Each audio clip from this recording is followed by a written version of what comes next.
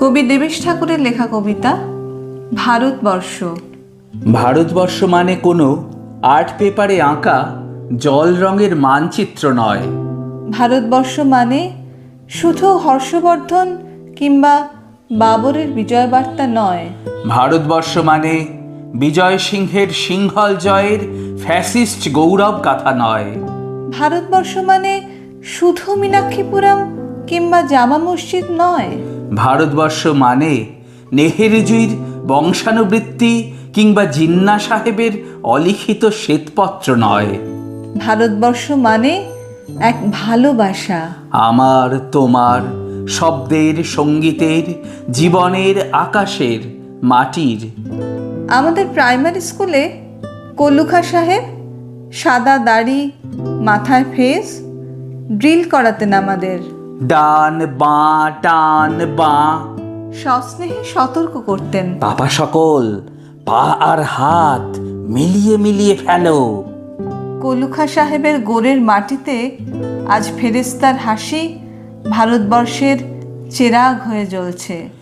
বদ্রুমিয়ার হাতের কর্ণিকে শিব মন্দিরের গায়ে কত ফুল কাটা। আর তার জোগাড়ে হয়ে মশলা মাখছে ঈশান বাউরি। নিয়ামত শেখ আর গোকুল মাহাতো এক পাটাতনে ধান ঝাড়ে। সোনালি গোবিন্দভোগে খামারে ঠিকরে পড়ে সোনালি আলো। পদন মাঝি দাঁড় টানত যুবতী গঙ্গায়। বৈঠা ধরত হোসেনুর মাঝি। সামলে চলো মাঝি, ছামুতে কাঁচা খাকির গাং, চোরাবালির চর আর ঘূর্ণিচলার ঘাট। আমার ভারতবর্ষে কোনো গেরুয়া রাজনীতিবিদ কিংবা ইমামের নির্দেশিকা নেই।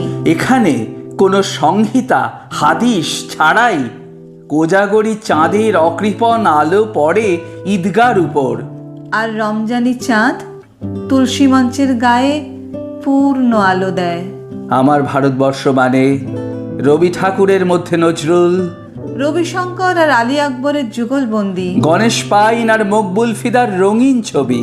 আমার ভারতবর্ষ মানে লালন ফকিরের গান।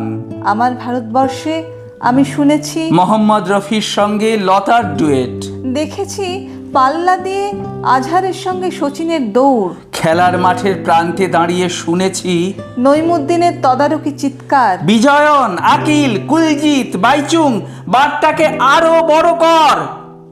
মাঠ দিন দিন ছোট হয়ে যাচ্ছে, মাঠটাকে আরো বড় করা দরকার। অনেক অনেক বড়।